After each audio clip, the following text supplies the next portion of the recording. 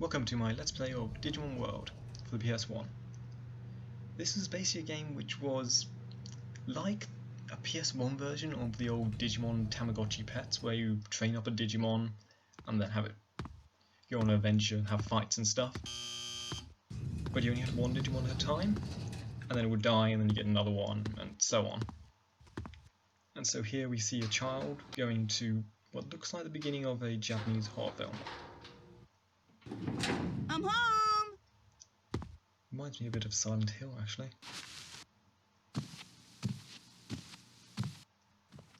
If they had television, I'm sure something would be coming out of it.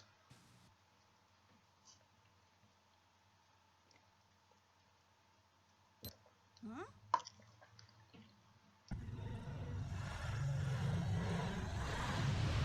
God, his eyes, they're just voids, black voids from which light nor your soul can escape. Is that a stick in his room, or is it just a crack in the floor? I don't know which one's more likely explanation. Probably the crack, seeing as this is a horror film. It's Digimon! Oh, and now he goes over and picks it up. Huh? And also, this kid is voiced by the same voice actor who did Izzy in the original series. Now it's being controlled to the digital world and turned into pieces of light and then explode. So the adventure begins.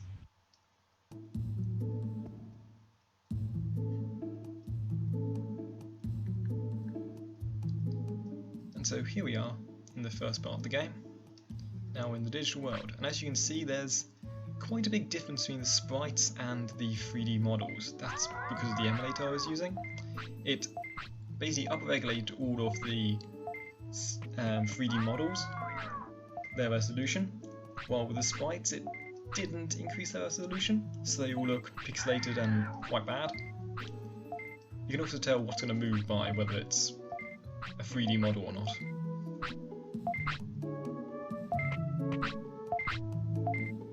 So now we're being told about where we are in the digital world. Apparently we don't believe it because for some reason we think it's a dream, and then we see Tokumon and now we don't think it's a dream because apparently Tokumon's very realistic for a dream. I don't know what kind of dreams this child has. Probably nightmarish ones full of terror. And so now we'll be giving our quest, which is basically we have to go out and find all the Digimon that have left the city. So all these Digimon have used to live in the city and then started to lose their ability to speak and think and rationalise, and then wandered off throughout the island, and our task is to go around the island and get them back.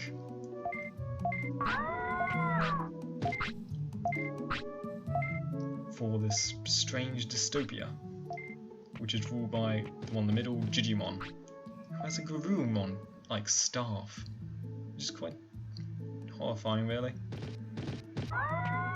Seeing as like Digimon are meant to be sentient beings, and he just has a staff with one of their like claws on. And now we're getting to the meat farm. This is where you get most of your food. That's run by Taimon. So basically, what happens is Taimon runs this meat farm where they grow meat in a farm. I know it doesn't make much sense. I mean, it raises up a couple of interesting ethical issues, like is it okay now for vegetarians and vegans to eat this meat since it's not really taken from living creatures? I mean, it's technically living, I guess. I don't know how this works. Unless, of course, it is just Taimon going out and murdering various creatures and then just burying all their body parts in the soil. Quite possible, really. This is a very dark game.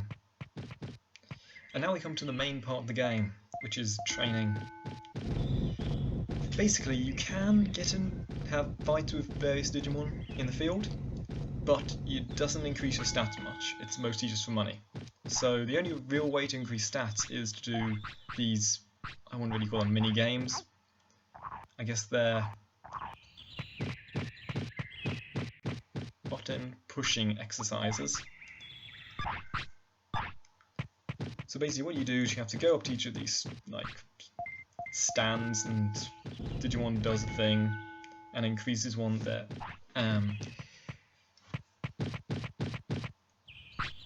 stats, either HP, MP, offense, defense, speed, and what's the last one? Brains, of course. Like well, I want intelligence, because I just think brains isn't a very good translation of what probably they were going for.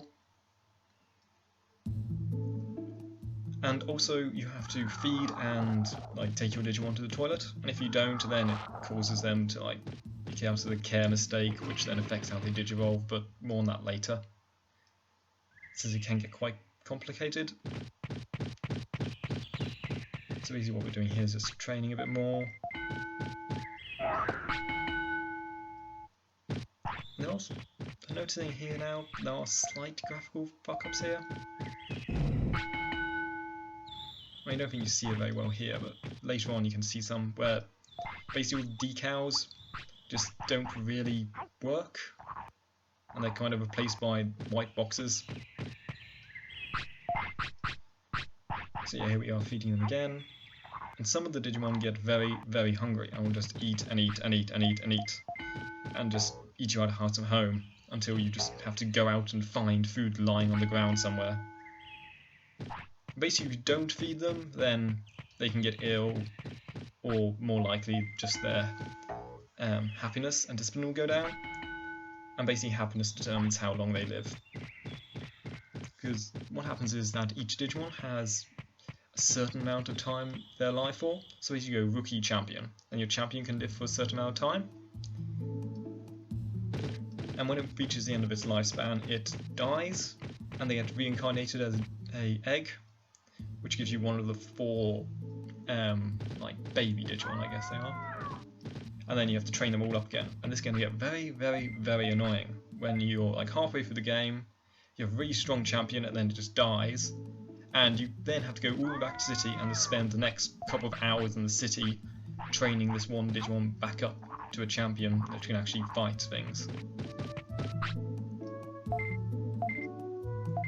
And there's Botamon describing what we have to do. I did notice one thing, that all the other Digimon in this game can talk, apart from your own one, which is just basically a glorified fighting machine. Again, going back to this dystopia feel, you are given complete control of this creature's life, and you're making it fight other things in order to make them come back to your city and work basically for free.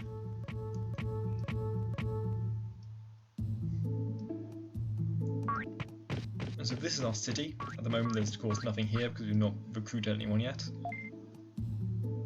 But over time, buildings, shops, and various things will appear here as we recruit more Digimon.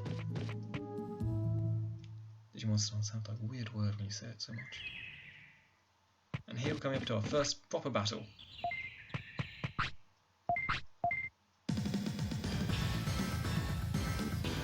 So basically the way the battles work is your Digimon does whatever the hell they like, the AI just does what it likes.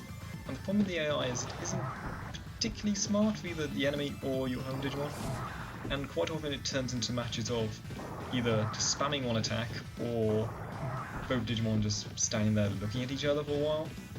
You see that especially later in some other battles, where it's just like 2 minutes of them staring at each other with their mouths open. You can see it. Yep, there it is. For some reason they decided to put in a sprite in the middle of the battle for I'm just standing here not doing anything. I mean, it's not like there's a stamina bar or anything, so it doesn't really make much sense. Oh, and so that was our first battle won. And so now, because we've beaten him up, he's going to come back to the city.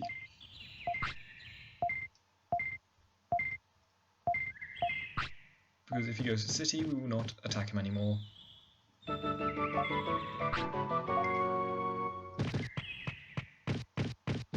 Ask, you just attacked him. Well, he attacked you, I guess. And so basically you get to save whenever you sleep, which can get very annoying when you're about to go up against, because you can't save Scum at all. And so I think that's about end the first video. Thanks for watching.